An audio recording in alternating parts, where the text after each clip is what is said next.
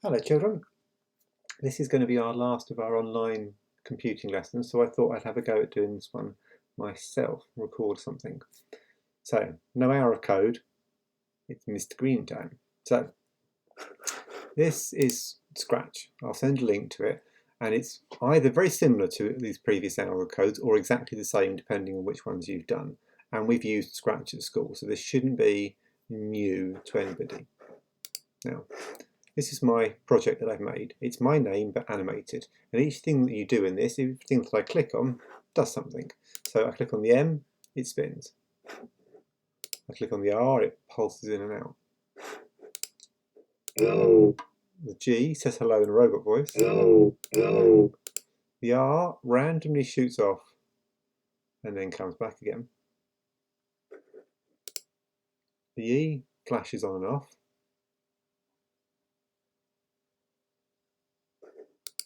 This E spins into the distance and then spins back again. And then my personal favourite,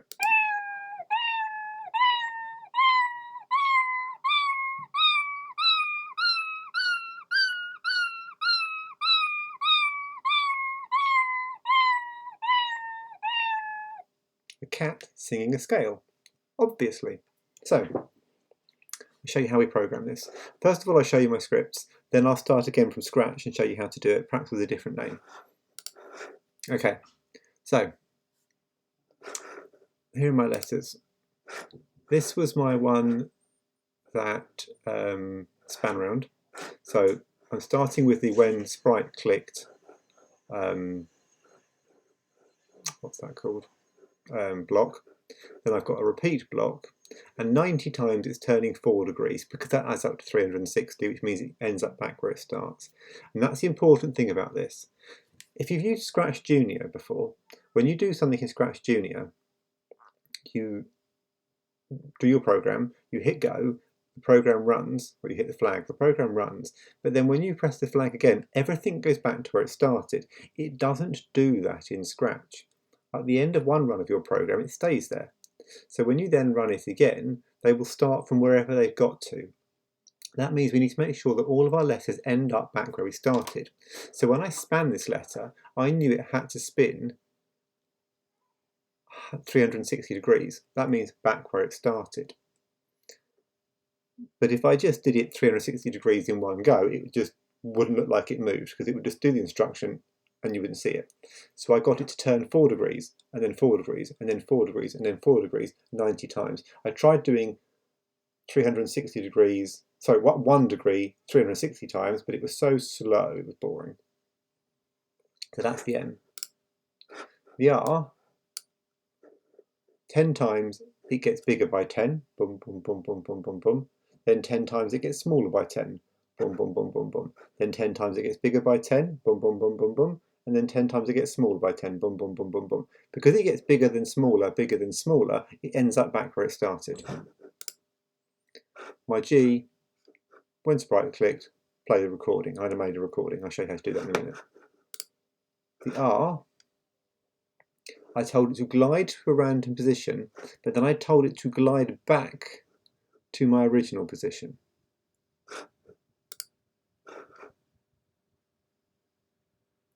This was my flashing on and off one.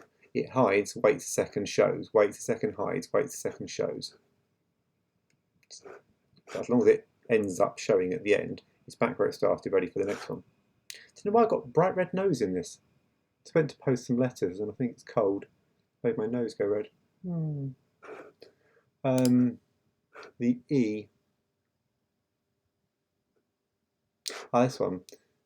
It does the same as the spinning one, but it also changes size by -1.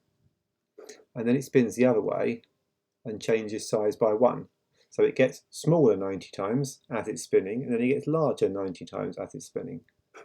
And then finally the N plays the meow sound and changes pitch, which it repeats 10 times.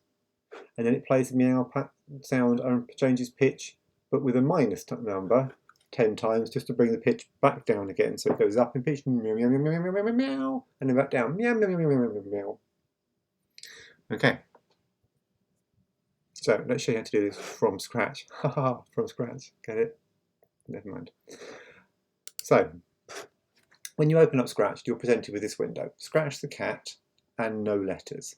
So the first thing we're going to do is get rid of the cat, because the cat's not in any of our names. So click on the bin next to him, he goes. I put my mouse over him. I can't undo that again, that's silly. Put your mouse over it, a little circle with a cross appears, you click on that, he goes. Let's bring the bottom of this into view. We then click on here to choose a new sprite, and we're going to search for a sprite, so we're going to use this magnifying glass. And I'm going to go into letters, and I'm going to pick some letters.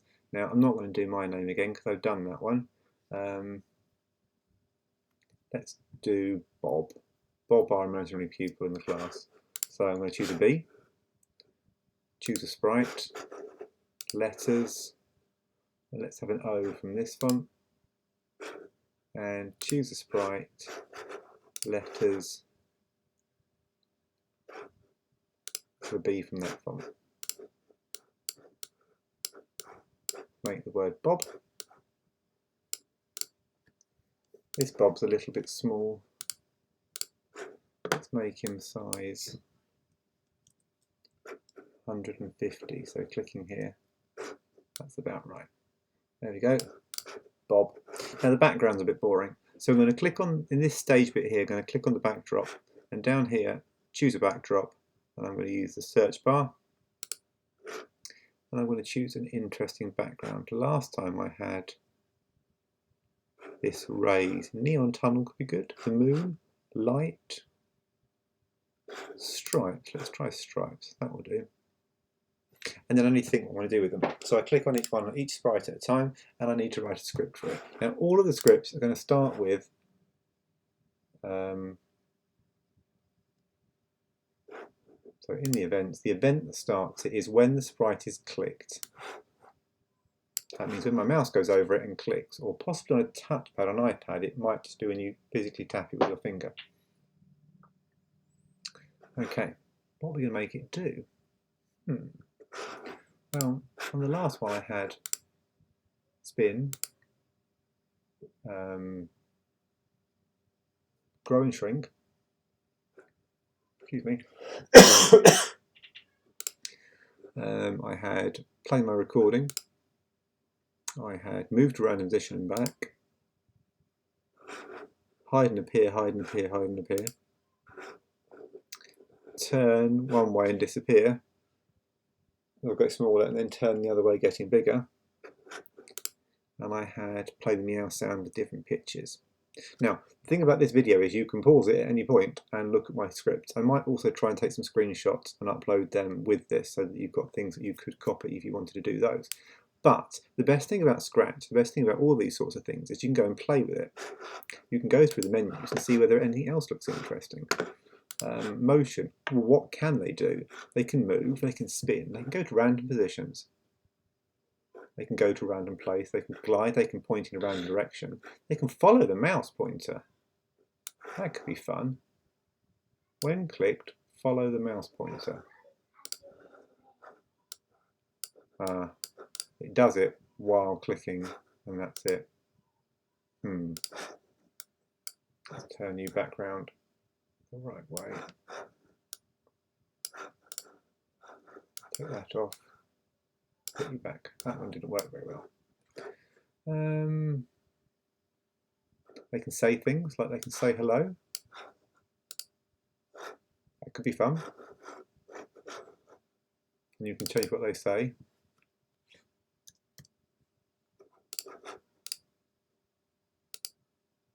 So, Bob. You can switch costumes. That involves giving them each a second costume, which I'm not going to go into today. But you can go into here and make a second version of your letter.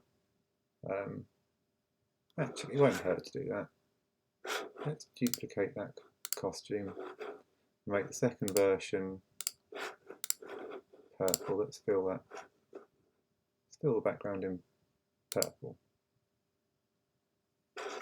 So my code can now be switch to costume version 2, switch to costume, the original version. So on clicked. Now it looks like nothing happened because it happened so quickly we can't see it. So what we need to do is put a wait 1 second in between. Goes purple for a second and then goes back to black. That would do for that one. Okay, the letter O. What could the letter O do? Well, it's going to have to start with on click. When the sprite is clicked, we were in the looks, weren't we? We can change the background for no apparent reason if we wanted to. So I could say change the background to, I could add another backdrop in here, like for example circles.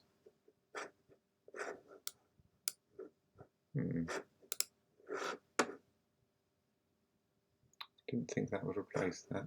Which one was I doing? Stripes, that was it. Well, let's see what happens. Well, I put next backdrop. Let's just see what happens. Oh, the next backdrop is white. Oh, it literally goes through all the backdrops I've chosen. Well, that's cool. As long as it then goes back to stripes at the end. So let's get it to wait a second, otherwise nothing will appear to happen.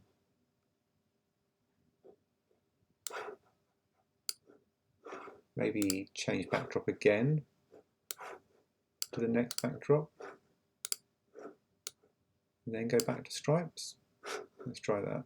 Oh no, we need to wait in there. Wait 1 second.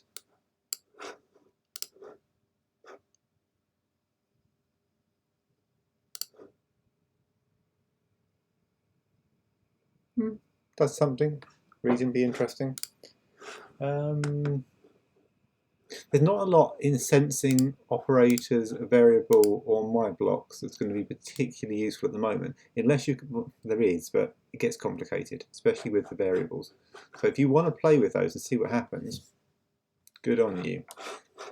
But for now, I would stick with making it move, changing what it looks like, making it make sounds, and using the events to start it off, and the control to make it better. So there are things you will want to repeat. There are things that you'll want to, times you'll want to make it wait. Okay? Sound's the only one that might need something else. Play a sound. You get a random sound. Pop, I had meow on my last one. So we could have this one. When sprite's clicked, play the sound until done. But if you want a new sound that isn't on there, you can record it, and that brings up the sound thing. This is, can the computer use your microphone? You might not get that on a PC, you get that on a Mac, and I say allow. Now when I hit record, it's going to record what I say. Hello everybody! And then it's recorded. If I don't like it, I can re-record it. I can play it back. Hello everybody! And then I hit save. And then I can do a few things with it, like I can make it sound like a robot. Hello everybody! I can play it backwards. That's quite cool. Hello everybody! Turn around. Hello everybody! Hello everybody! Hello here! Hello everybody! I'm going to recall that recording one.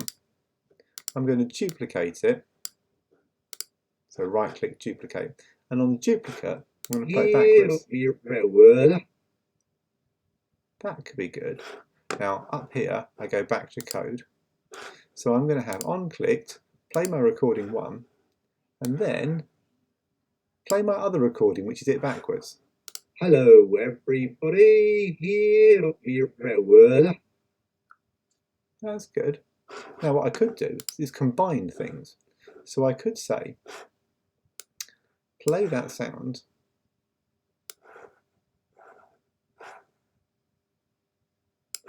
move 10 steps, and then play the sound backwards, and move -10. Let's see what that does. Hello everybody, It'd